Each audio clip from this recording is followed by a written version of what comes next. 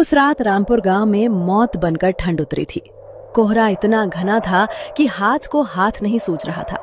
लोग अपने पक्के मकानों में रजाई में दुबके थे, लेकिन गांव के किनारे रामू की टूटी झोपड़ी इस जानलेवा ठंड से लड़ रही थी। सन्नाटा इतना गहरा था कि सूखे पत्तों के खड़कने की आवाज भी किसी के कदमों की आहट जैसी लग रही थी। रामू की झोपड़ी की दीवारों में दरारें थीं और हवा उन दरारों से किसी घायल जानवर की तरह चीखती हुई अंदर आ रही थी। मिट्टी के तेल की धिबरी फड़फड़ा रही थी, मानो वो भी इस ठंड से हार मानकर बुझ जाना चाहती हो। राजू, मैं सच बोल रही हूँ, अब बर्दाश्त नहीं हो रहा। सांस भी भारी लग रही है। गीता, मेरी बात सुनो, डर मत। हम गरीब हैं, कमजोर नहीं। हम इससे भी बड़ी मुसीबतें झेल चुके हैं। लेकिन राजू, आज की रात कुछ अलग है। ये हवा, ये सन्नाटा, सब डरावना लग रहा है। सन्नाटा नहीं गीता, ये हमारी परीक्षा है और हम इसे पास करके ही रहेंगे। अब बताओ क्या करेंगे? पूरा घर बर्फ जैसा ठंडा हो गया है, दीवारें भी ठंडी, जमीन तो जैसे बर्फ बन गई है। तुम चिंता मत करो, मैं अभी लकड़ियों का बंदोबस्त करता हूँ। आग जल जाएगी तो सब ठीक हो जाएगा। हाँ राजू, सिर्फ मटन ही बचा है। अगर आज हम कुछ गरम नहीं खाएंगे ना, तो ये ठंड हमें मार देगी। ठीक है, तुम बनाओ।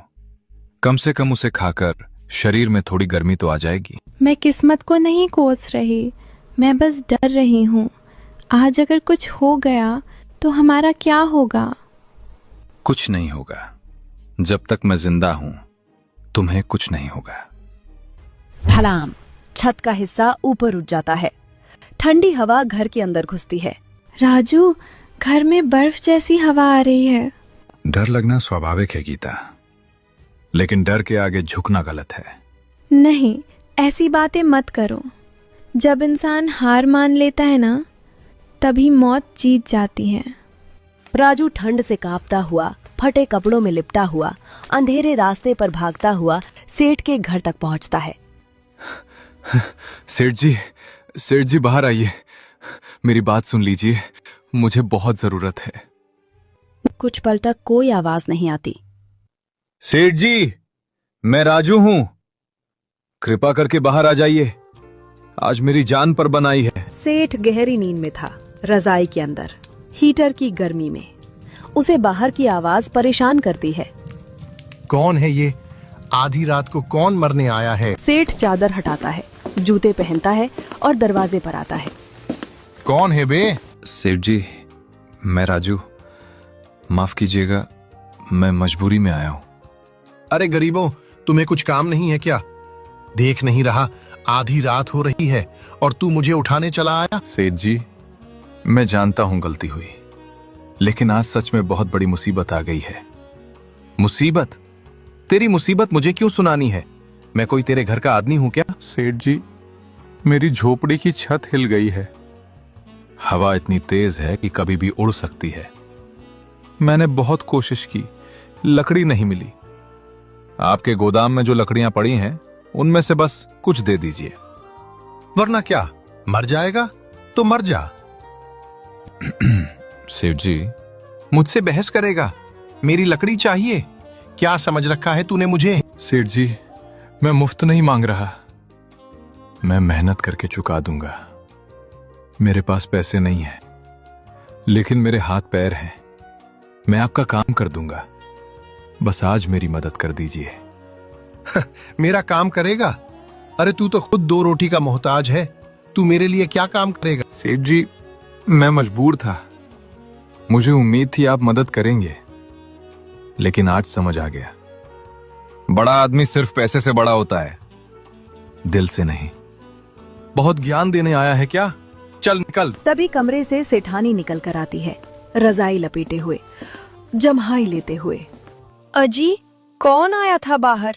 इतनी ठंड में दरवाजा कौन खटखटा रहा था? अरे और कौन आएगा, वही राजू, गरीब, लकड़ियां मांगने आया था। हाय राम, इतनी रात में? ये कोई आने का टाइम होता है? वही तो, इन गरीबों को न शर्म होती है न लिहाज। सोचते हैं बस मुंह उठाकर आ जाओ और मांग लो।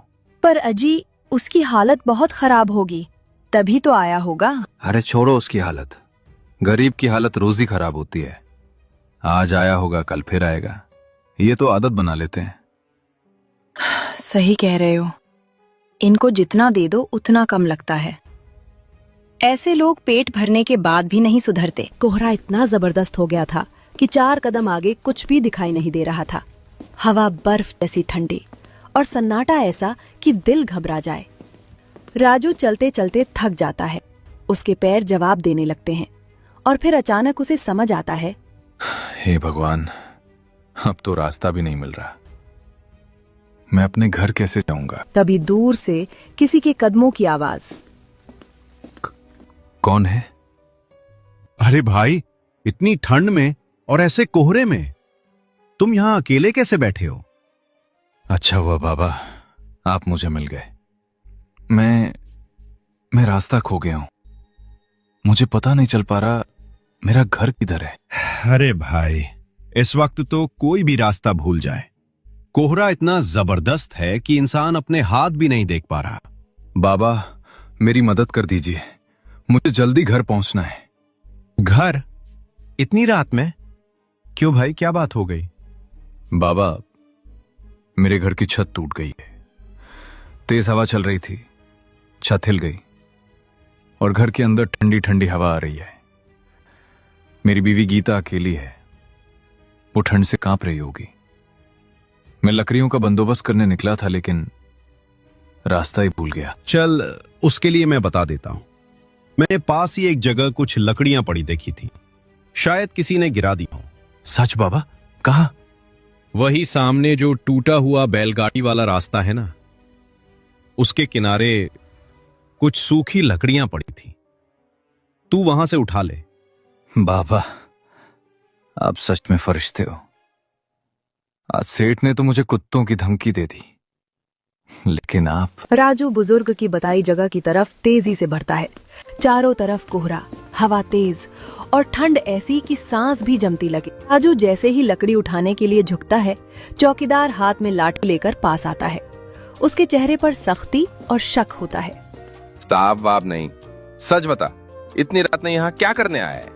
चोरी करने आया है क्या? नहीं साहब, मैं चोरी करने नहीं आया, मैं बहुत परेशान हूं। परेशान है तो अपने घर बैठ, ये खेत है, कोई सराय नहीं। साहब, गांव में ठंड बहुत ज्यादा बढ़ गई है, मेरे घर की छत हिल गई, हवा घर के अंदर घुस रही है।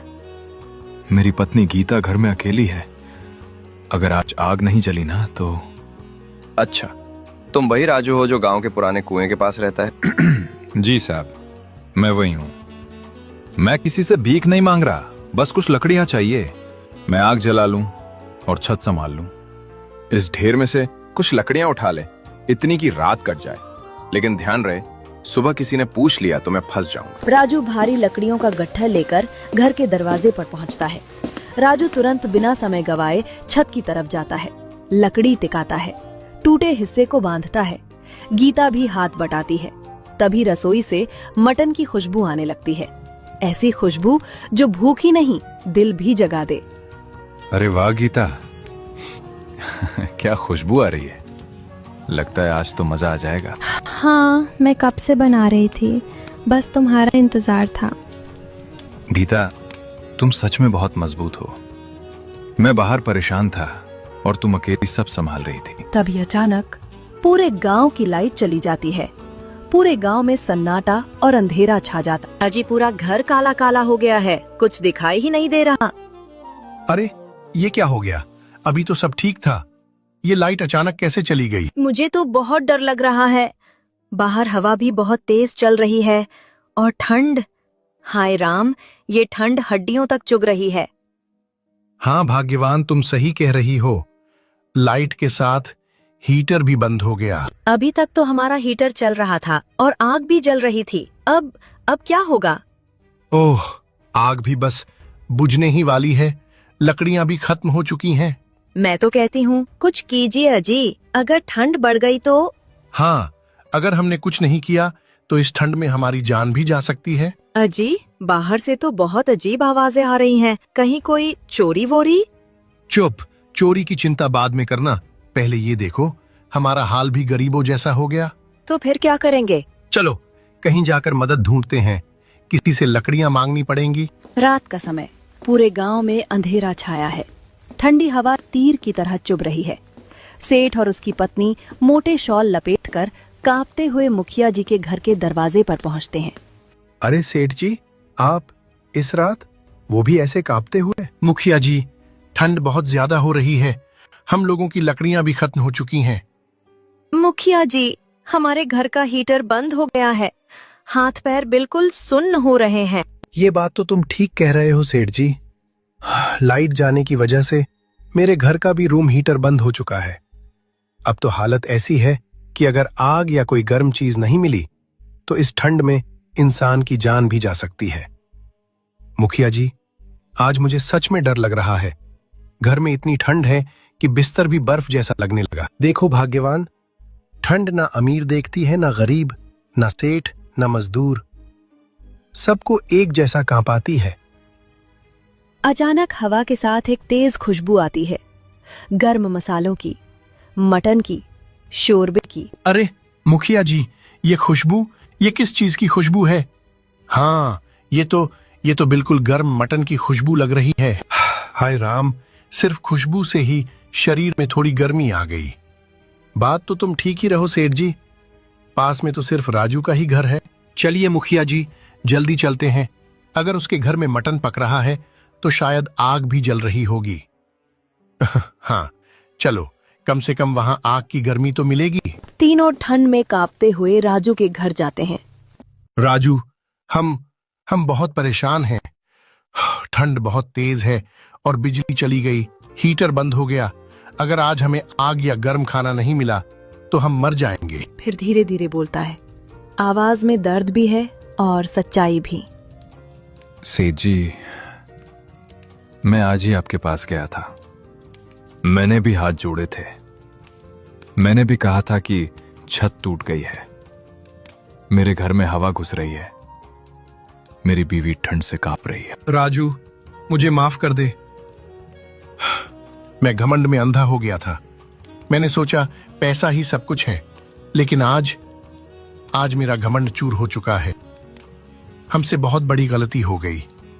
हमने तुम्हें भिखारी कहा, लेकिन आज समझ आया, भिखारी वो नहीं जो मांगता है, भिखारी वो है जिसके पास दिल नहीं होता। सेठ जी, मैंने पहले भी कहा था, वक्त सबको सिखाता है।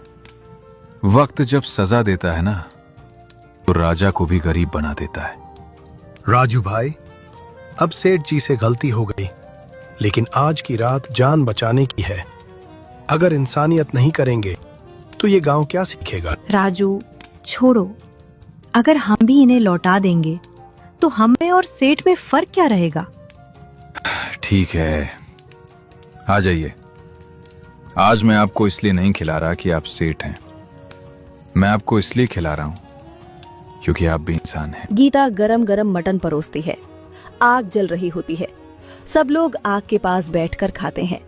आग की वजह से गर्मी बनी रहती है।